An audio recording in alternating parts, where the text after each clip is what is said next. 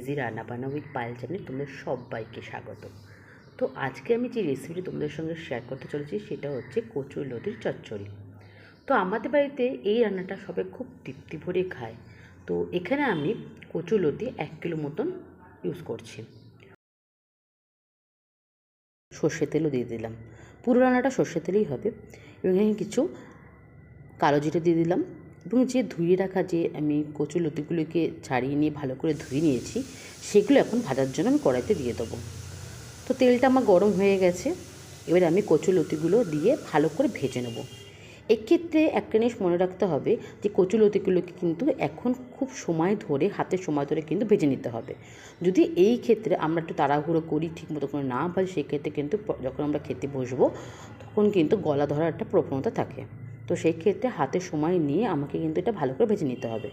তো একটু নুন আর একটু হলুদ দিয়ে দিলাম, দিয়ে আমি এবার কচুর লতিকে ভালো করে কখনো ফ্লেমটা লো করে কখনো মিডিয়াম রেখে আমি ভালো করে এটা ভেজে নেব। তো কচুর লতি কিন্তু আমরা বাড়িতে অনেকেই নিরামিষভাবেও খেয়ে থাকি, কখনো আমিষভাবেও খেয়ে থাকি। আমিষে যেমন ইলিশের মাথা দিয়ে খুব ভালো লাগে কচুর লতিগুলো খেতে, আবার নিরামিষও কিন্তু অনেকে ছোলা নারকেল দিয়েও কিন্তু বাদাম দিয়েও কিন্তু করে থাকি।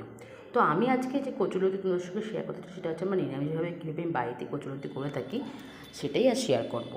তো এখানে আমি দেখতেই পাচ্ছ কচুরলতিগুলো কিন্তু অনেকটা ভাজা হয়ে গেছে, কেন যে পরিমাণ প্রথমে আমি দিয়েছিলাম সেটা কিন্তু পরিমাণটা কমে এসছে। তো এটাকে আমি আরও অনেক কিছুক্ষণ সময় ধরে কিন্তু এখানে আরেকটু ভেজে নেব। ভাজার ওপরই কিন্তু পুরো রান্নাটা নির্ভর করে। তো এখানে ভাজা হয়ে গেলে আমি একটা মশলা তৈরি করে নেবো। কারণ যেহেতু আমি প্রথমেই বলেছি আমি একটা নিরামিষ কচুরলতি তৈরি করছি, তো সেই ক্ষেত্রে আমি এখানে মশলা হিসাবে বেশি কিছু দেবো না। আমি এখানে সর্ষে বাটা ঝোলটাই দেবো। তো সেই ক্ষেত্রে আমি এখানে সাদা সর্ষে নিয়ে নিয়েছি। তোমরা চাইলে দোকানে যে সর্ষের প্যাকেট পাওয়া যায় সেটা তোমরা নিতে পারো। তো আমার কাছে একটা কফি গ্রাইন্ডার ছিল, তো এই কফি গ্রাইন্ডারতে খুব ভালো সর্ষে পোস্ত গুঁড়ো করা যায়। তো আমি এখানে সাদা সর্ষে 1 চামচ মতো নিয়ে নিয়েছি, সেটাকে আমি একটু গুঁড়ো করে নিচ্ছি। গুঁড়ো করে নেওয়ার পরে একটা বাটিতে জল দিয়ে তার মধ্যে হলুদ নুন দিয়ে আমি সর্ষেটা কিছুক্ষণ ভিজিয়ে রাখবো, যেটা আমি রান্নাতে ইউজ করব। আর দুটো লঙ্কাও সঙ্গে দিয়ে দেবো। তো এখানে দেখতে পাচ্ছি আমার রান্নাটা প্রায় ভাজা ভাজা হয়েই গেছে আর অনেকটা কমেও এসছে পরিমাণটা। এবার ভালো করে নাড়াচাড়া করে নিচ্ছি যাতে নিচে লেগে না যায়। এইবার আমি যে ভিজিয়ে রেখেছিলাম সর্ষের মিশ্রণটা সেটা আমি কড়াইতে এবার দিয়ে দেবো। তো ফ্লেমটা আমার এখানে লোই আছে, ফ্লেমটা লো রেখে আমি এবার সর্ষের যে মিশ্রণটা আমি দিয়েছি সেটা দিয়ে আমি কিন্তু কিছুক্ষণ নেড়ে চেড়ে নেবো।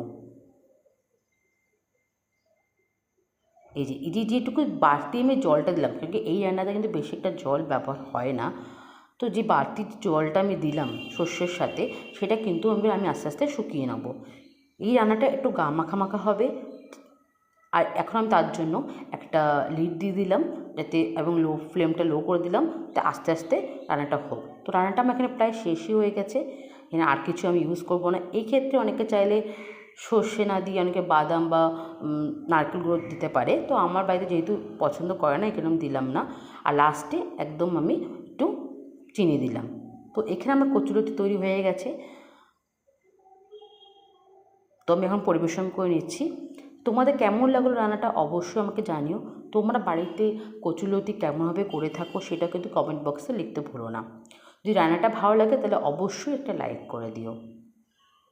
আজকের রেসিপিটা কেমন লাগলো অবশ্যই তোমরা বাড়িতে ট্রাই করো, যারা এখনও পর্যন্ত কচুরলতি ট্রাই করোনি তো তারা কিন্তু এইভাবে একবার রান্না করে দেখতে পারো, তোমাদের অবশ্যই ভালো লাগবে। আমার চ্যানেলে নতুন হয়ে থাকলে সাবস্ক্রাইব করে নেওয়ার অনুরোধ রইল।